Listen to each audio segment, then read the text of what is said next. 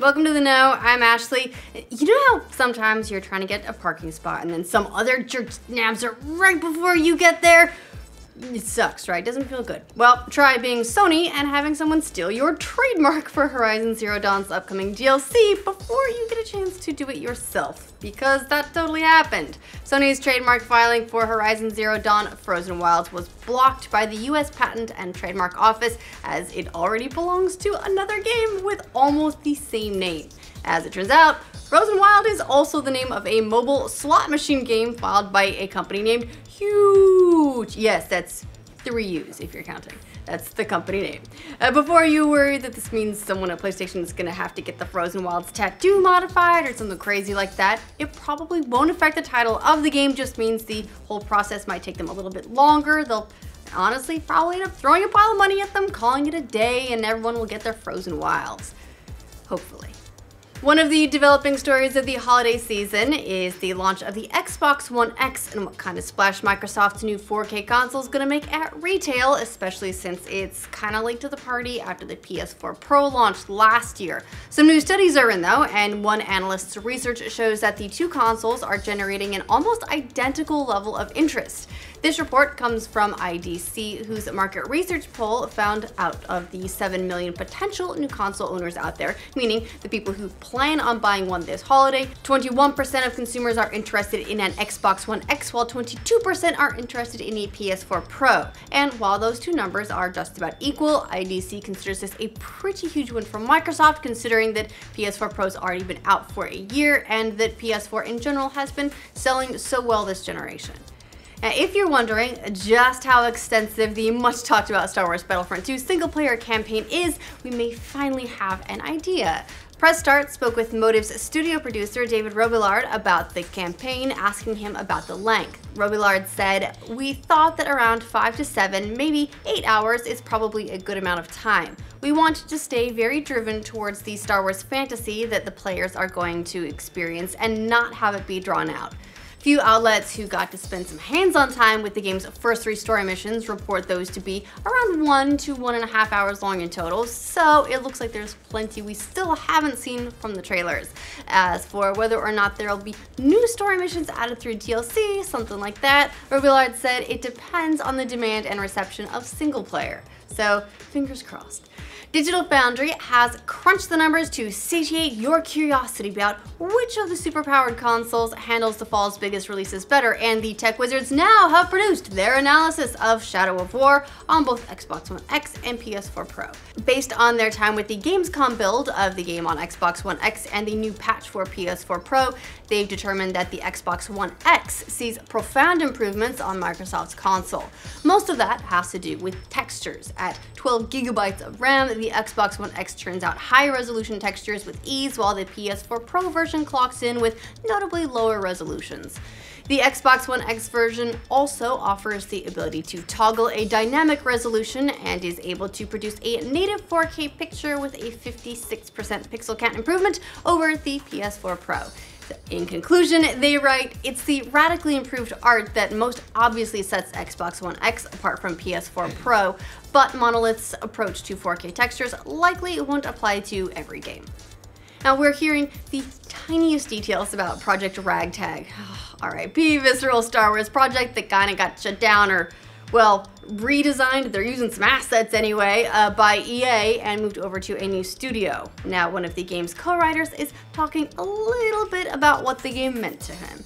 Co-writer Todd Stashwick said on Twitter, "For the record, it was beautiful, amazing, fun, and funny. The ride for me was singular. Talented, passionate folks making something great."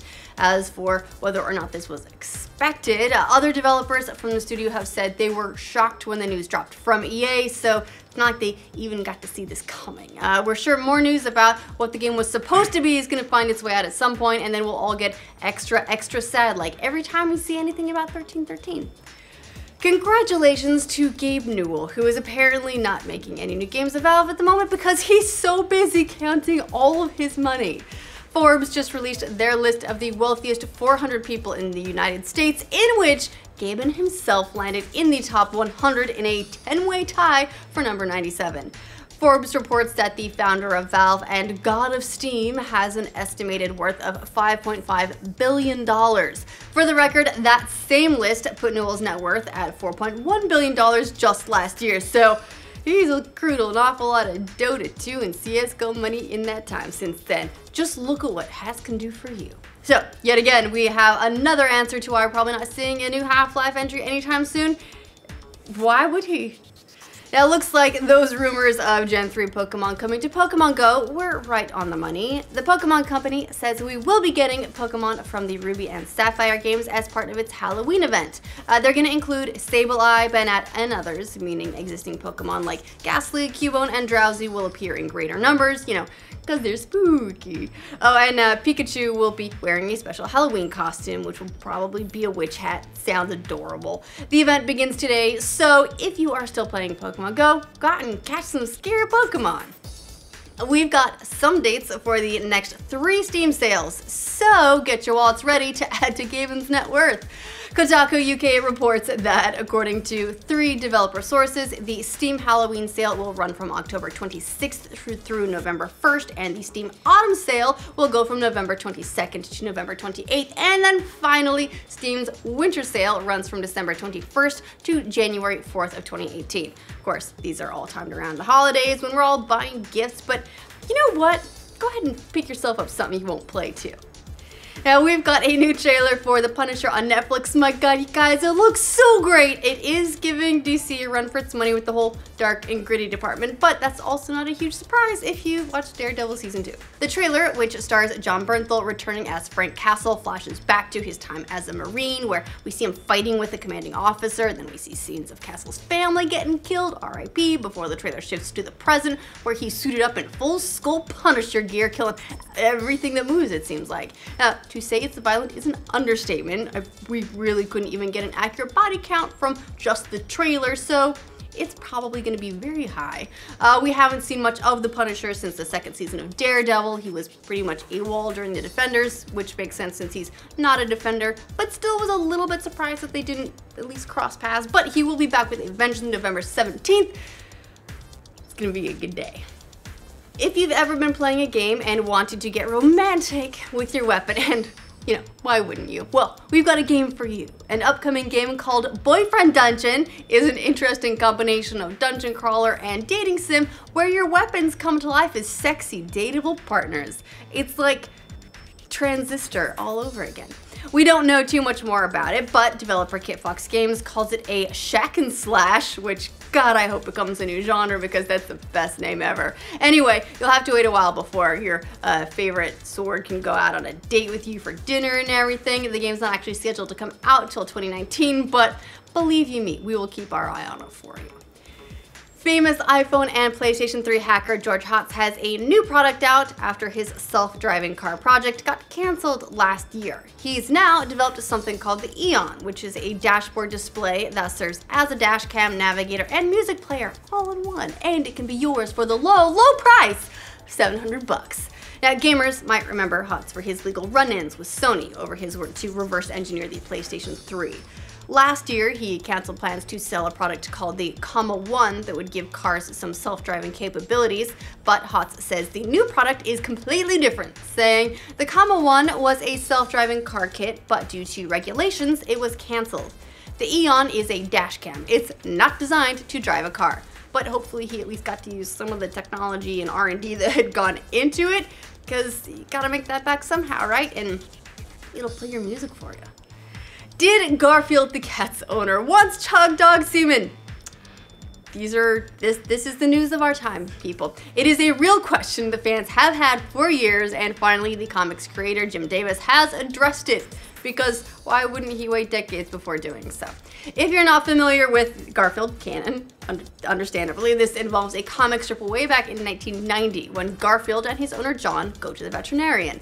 While trying to flirt with the vet, John grabs a coffee cup and takes a big swig, and the vet says that right after that, "Congratulations, Mr. Arbuckle, you're going to give birth to a fine, healthy litter of puppies," which has always struck fans as kind of an odd punchline because it sort of would have implied that the coffee cup was full of dog jizz. But if so, how could John, a male, get pregnant, and so on and so forth? Well, Davis finally cleared up this whole controversy, or I don't know if it's a controversy or what, but it's amusing anyway, telling BuzzFeed that it's not dog-com. John actually drank a protein-enriched drink formulated for a pregnant dog.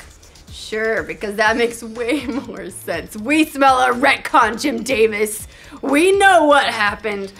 All right, that's a note to end your week on. Anyway, that's all the news for this roundup. Let us know what you think of all the stories in the comments down below to make sure you get every bit of news from every weird-ass corner of the internet. Make sure you like this video. If you're new around here, subscribe to the know. And either way, have a really awesome weekend. Robillard said, do you think it's Robillard or Robillard? It's on both Xbox One X and PS4 Pro. Based on their time with the Gamescom. Okay, for the same record, that same list. Did I say for the same record?